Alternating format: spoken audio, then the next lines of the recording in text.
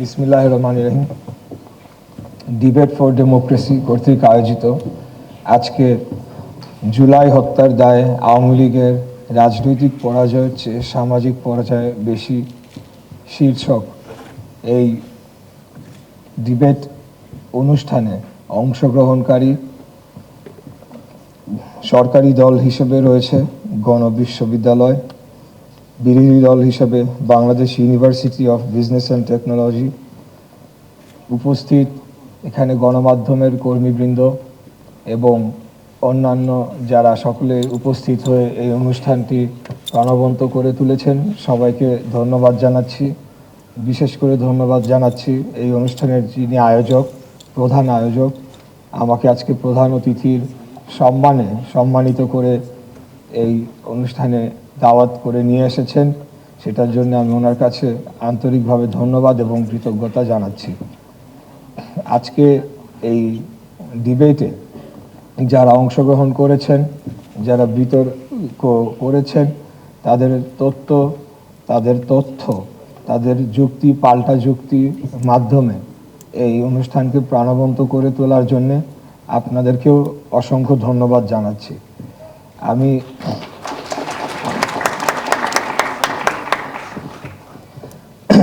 আসলে অনেকক্ষণ ধরে আপনাদের কথাগুলো শুনছিলাম। আমি আপনাদের মতো এত স্টুডিয়াস বা এত ব্রিলিয়ান্ট ছাত্র না, তবে আমি একজন রাজপথে মাঠের কর্মী হিসেবে নিজেকে গড়ে তুলেছি এবং আন্দোলন, সংগ্রাম, লড়াই এবং মাঠের রাজনীতির মধ্য দিয়ে আজকে এই অবস্থানে এসে পৌঁছেছি, যেখানে আমার দল আমাকে মূল্যায়ন করেছে, আমাকে সংসদ সদস্যের মনোনয়ন দিয়েছে, আমার এলাকার জনগণ তারা আমাকে ভোট দিয়ে সংসদে পাঠিয়েছেন এবং আজকের মাননীয় প্রধানমন্ত্রী তিনি আমাকে তার ফার্স্ট ক্যাবিনেটে প্রতিমন্ত্রীর দায়িত্ব দিয়েছেন।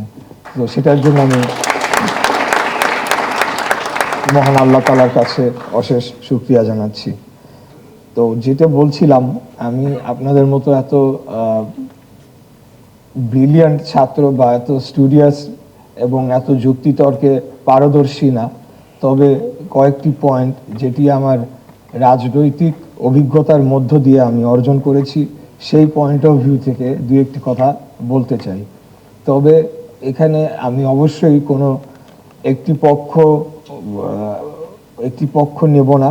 আমি দুই পক্ষেরই বলবো যে তাদের পক্ষে যথেষ্ট তারা যুক্তি তর্ক উপস্থাপন করেছেন এবং সেটি আমাদের যে সম্মানিত বিচারকগণ রয়েছেন ওনারাই চূড়ান্ত সিদ্ধান্ত দেবেন। তবে আমি যতটুকু বুঝি যে পলিটিক্স আর স্টেট পাওয়ার দুটা ভিন্ন জিনিস। পলিটিক্সের মধ্যে অনেকগুলো এলিমেন্ট চলে আসে, যার মধ্যে স্টেট পাওয়ার, কালচারাল পাওয়ার, ফাইন্যান্সিয়াল পাওয়ার, সফট পাওয়ার, আন্তর্জাতিক লবিং করার যে পাওয়ার এবং জনগণের গ্রহণযোগ্যতা, সব কিছু মিলিয়েই পলিটিক্স। এবং যে কথাটি বলা হচ্ছিল যে নির্বাচনের জয় পরাজয়ের দ্বারা আসলে রাজনৈতিক জয় পরাজয় নির্ধারণ করা, আমার মনে হয়, আমার ব্যক্তিগত অভিজ্ঞতা থেকে আমি মনে করি সেটি সঠিক হবে না। নির্বাচনের জয় পরাজয় তো নির্ধারণ করেই দেওয়া হয়েছিল। বিগত 3টি নির্বাচনে আমরা দেখেছি সেখানে নির্বাচনের যে ফলাফল সেটি নির্ধারণ করে দেওয়া হয়েছিল, কিন্তু তার মাধ্যমে আসলে রাজনৈতিক পরাজয় হয়েছিল কিনা সেটা আমরা বলতে পারি না। আমি স্পেসিফিক্যালি আজকের বিষয়টাতে যদি সরাসরি চলে আসি, যে বিভিন্নভাবেই এটাকে ব্যাখ্যা করা যেতে পারে যে আওয়ামী লীগের বিভিন্ন ঘটনায় তাদের সামাজিক পরাজয়ও হয়েছে, রাজনৈতিকও কিছু পরাজয় হয়েছে। তবে জুলাই হত্যার দায়ে আওয়ামী লীগের রাজনৈতিক পরাজয়ের চেয়ে সামাজিক পরাজয় বেশি।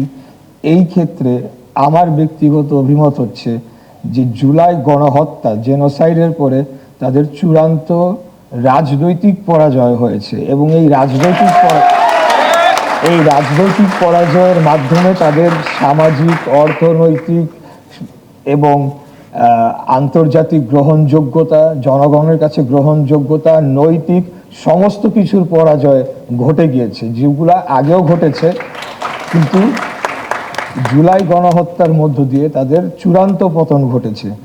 তো আমি আরো কিছু কথা বলতে চাচ্ছিলাম, তো বলবো না, আমার মনে হয় যে এখানে পক্ষপাতিত্ব হয়ে যাবে। আসলে এটা আমরা তবে যেটি বলছে নির্বাচনের ফলাফল ও রাজনৈতিক অর্জন দুটি এক নয়। রাজনৈতিক অর্জন কি হয়েছিল যখন 2014 সালের নির্বাচনে ফলাফল আওয়ামী লীগ তার পক্ষে নিয়ে গিয়েছিল? মোটেই না। 2018 সালেও তাই, 2024 সালেও তাই। তো সেই ক্ষেত্রে আমি বলবো যে সামাজিকভাবেও এখন আওয়ামী লীগ পুরোপুরি কি পরাজয় তাদের হয়েছে? বিভিন্ন জায়গায় কি তাদের এখন সামাজিক অবস্থান লুকায়িত থাকলেও কি তারা কি এখনো নেই? সেটা কালচারাল অঙ্গন বলেন বা ব্যবসায়িক অঙ্গন বলেন, বিভিন্ন জায়গায় তো তারা এখনো তাদের যারা দোসর যে শব্দটাকে আমরা টার্মিনোলজি ইউজ করি, সরাসরি দল করতেন না, সামাজিকভাবে তো বিভিন্নভাবে তাদের অবস্থানটা রয়ে গিয়েছে। কিন্তু রাজনৈতিকভাবে তাদের পরাজয় অবশ্যই গণহত্যার পরে সেটি চূড়ান্তভাবে হয়ে গিয়েছে। এখন রাজনৈতিকভাবে তারা কি আবার ফিরে আসতে পারে কিনা, সেই সম্ভাবনাটা কিন্তু পুরোপুরি উড়িয়ে দেওয়া যায় না। যার কারণে আমাদেরকে অত্যন্ত সতর্কভাবে আগামী দিনের রাজনীতিটি পরিচালনা করতে হবে এবং এই গণ অভ্যুত্থানের পক্ষে সকল শক্তি আমরা যারা ছিলাম, আমাদের যত আমাদের মাঝে বিভেদ তৈরি হবে, যেটি আমাদের আজকে মাননীয় স্পিকার বলেছেন, তত কিন্তু আওয়ামী লীগের জন্য সুযোগটা তৈরি হবে রাজনৈতিকভাবে ফিরে আসার। তো সেটা আমরা কোনোভাবেই হতে দিতে পারি না, হতে দেওয়া যাবে না। আরেকটি বিষয় যেটি আমি বলতে চাই যে রাজনীতির ভিত্তি, এটার কিছু নীতি নৈতিকতার উপরে ভিত্তি করে একটা রাজনীতি আদর্শ দাঁড়ায় এবং সেই রাজনীতিক আদর্শকে জনগণের কাছে প্রচারের মাধ্যমে একটি রাজনৈতিক দল রাষ্ট্র পরিচালনার দায়িত্ব পায়। তো এখানে ক্লিয়ারলি আওয়ামী লীগের রাজনৈতিক পরাজয় হয়েছে, কারণ তাদের যে রাজনৈতিক স্ট্র্যাটেজি ছিল, তারা গণতন্ত্র থেকে ফ্যাসিজমের দিকে তারা ধাবিত হয়েছে, যেটি তাদের একটা ভুল স্ট্র্যাটেজি ছিল এবং সেই ভুল স্ট্র্যাটেজির মাধ্যমে বলা যেতে পারে তাদের পলিটিক্যাল স্ট্র্যাটেজি অর্থাৎ পলিটিক্সটাই তাদের এখানে পরাজিত হয়েছে। তারা যদি গণতান্ত্রিক পন্থায় রাজনীতি করতো তাহলে হয়তো বা বিরোধী দলে যেত, আবার নির্বাচনের মাধ্যমে পরবর্তীতে আবারও রাষ্ট্র পরিচালনার দায়িত্বে আসতে পারত। কিন্তু এখন যে ঘটনাটি ঘটেছে, আমি স্পেসিফিক্যালি বলছি, জুলাই গণহত্যা একটা জেনোসাইড করার পরে রাজনৈতিকভাবে তাদের পুনর্বাসনের কোনো সুযোগ নাই, আনলেস আরেকটি জুলাইয়ের মতো আরেকটি ঘটনা যদি ঘটে, যেখানে একটি গৃহযুদ্ধের মতো পরিস্থিতি তৈরি হয়, সেইখানে যদি আওয়ামী লীগ যে ফ্যাসিবাদী শক্তি, তারা যদি কোনোভাবে বিজয়ী হয়ে আসে, তাহলেই তারা রাজনৈতিকভাবে পুনর্বাসিত হতে পারবে বাংলাদেশে। এর বাইরে আমার মনে হয় তাদের আসলে রাজনৈতিক কোনো ভবিষ্যৎ নাই। আর একটা আমরা সোশ্যাল যে রয়টার্সের যে ইন্টারভিউয়ের বরাত দিয়ে বলা হচ্ছে ডিসেম্বরে আসবে, তাহলে কালকে আসতেছে না কেন দেশে? কালকে আসুক, ডিসেম্বর কেন লাগবে? তাদের যদি এতই যদি তাদের শক্তিমত্তা, এতই গ্রহণযোগ্যতা থাকে, তাহলে তো আগামীকালকেই চলে আসার কথা। এগুলা কেবলমাত্র সেফ বাদ কা বাদ। তারা তাদের রাজনৈতিক যেহেতু সব দিক থেকেই পরাজিত হয়ে গিয়েছে, কিন্তু তাদের যে নেতা কর্মীরা বা নেতারা, তাদের তো ব্যবসা প্রতিষ্ঠান, বিভিন্ন সম্পদ বাংলাদেশের ভেতরে রয়ে গিয়েছে, সেগুলোর চিন্তায়, সেগুলো রক্ষার জন্যই তারা তাদের রেলেভেন্সি রাখার জন্য, তারা তো ইররেলেভেন্ট হয়ে যাচ্ছে দিন দিন। তারা যাতে পলিটিক্যালি রেলেভেন্ট থাকে, সেই জন্য কিছু এই ধরনের বক্তব্য দিয়ে এবং তাদের এখানকার যারা ফলোয়াররা আছে তাদের মনে কিছুটা আশার সঞ্চার, যেটাকে আমরা আমাদের ভাষায় বলি যে মূলা ঝুলানোর মতো একটা পরিস্থিতি তৈরি করে রাখছে, কেবল তাদের সম্পদ বাঁচানোর জন্য, তাদের অস্তিত্ব টেকানোর জন্য।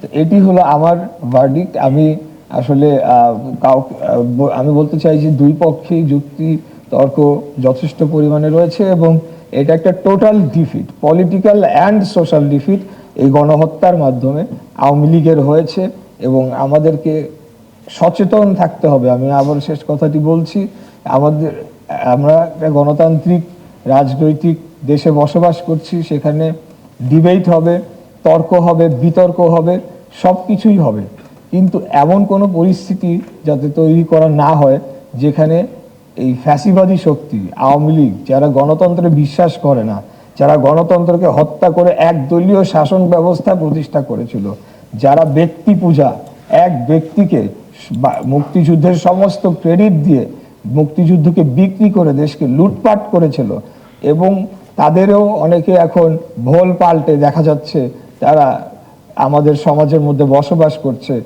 হয়তো বা বিশ্বাস করছে কোনো এক সময় এই খুনি হাসিনা ফেরত আসবে।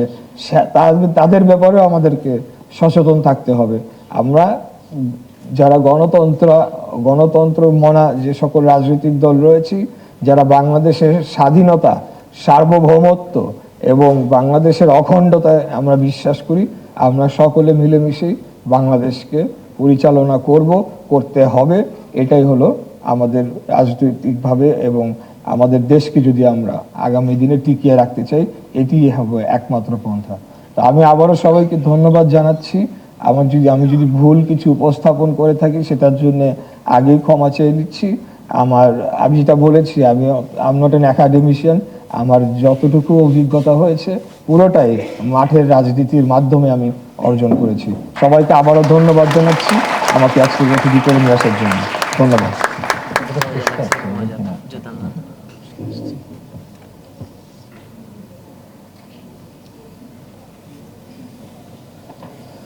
সরকারের পতনের পূর্বেই মুজিব পরিবারের সকল সদস্য সহ ডাকসাইটের সকল মন্ত্রী নেতারাই দেশ ছেড়েছে। দেশে এখন রাজনৈতিক ও সামাজিকভাবে সাধারণ কর্মীরা বিপর্যস্ত অবস্থায় রয়েছে। জুলাই অভ্যুত্থানের পূর্বেই মুজিব পরিবারের সকল সদস্যের দেশ ছেড়ে যাওয়ার বিষয়টিকে আপনি কিভাবে দেখছেন?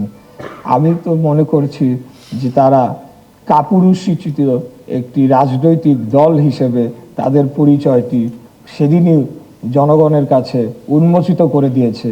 তাদের যদি রাজনৈতিক সেই সৎ সাহস থাকতো, তাহলে দেশে থেকে তারা আইনের মোকাবেলা করে তারা যে অপরাধগুলো করেছে, সংগঠিত করেছে, যেটার পাল্টা যুক্তি এখন তারা অনলাইনে দিতে চায়, সেটি তারা দেশে থেকে মোকাবেলা করত। আমাদের নেত্রী দেশনেত্রী বেগম খালেদা জিয়া, ওনার বিরুদ্ধে তো অনেক অভিযোগ দেওয়া হয়েছিল, কারাগারে নিয়ে ওনাকে হত্যা করা হয়েছে, উনি তো দেশ ছেড়ে চলে যায় নাই। আমাদের প্রধান নেতা তো দেশেই ছিলেন, সবসময় দেশে ছিলেন। তো সেই ক্ষেত্রে আমি বলবো যে এরা একটা স্বার্থপরের দল, এরা কাপুরুষ, কাওয়ার্ডস, যারা যখন দেখেছে যে তাদের পরাজয় সুনিশ্চিত, তখন তারা তাদের সাধারণ নেতাকর্মী যাদের উপরে ভর করে তারা এই রাষ্ট্র ক্ষমতাকে দখল করেছিল, যাদেরকে দিয়ে তারা সন্ত্রাস কর্মকাণ্ড করতে বাধ্য করেছে, তাদেরকে এখন বিপদের মুখে ঠেলে দিয়ে তারা দেশ ছেড়ে পালিয়ে গিয়েছে। এটি আমার অভিমত এই বিষয়ে।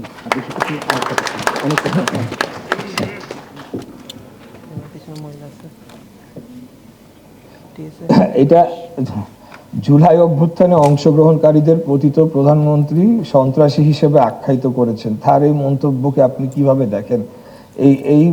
এটির উত্তর আসলে আমি যে ভাষায় দিতে চাই সেই ভাষাটা এখানে ব্যবহার করা সম্ভব নয়, কারণ আমরা একটা পাবলিক স্ফিয়ারে আমরা কথা বলছি। তো আমি যতটুকু সম্ভব পরিচালিত ভাষায় এটার জবাব দেওয়ার চেষ্টা করব। সেটি হচ্ছে যে এটা আসলে কি বলবো, আওয়ামী লীগ পরাজিত হয়েছে। আওয়ামী লীগ যদি বিজয়ী হতো এই লড়াইটাতে, এই আন্দোলনটাতে, তাহলে তাদের এই যে ব্যাখ্যা বা তাদের যে আখ্যায়িত করছেন সেটিকে হয়তো বা কোনোভাবে গ্রহণ করানো সম্ভব ছিল। কারণ একটা লড়াই বলেন বা যুদ্ধ বলেন বা সংগ্রাম বলেন, সেখানে দুটা পক্ষই থাকে।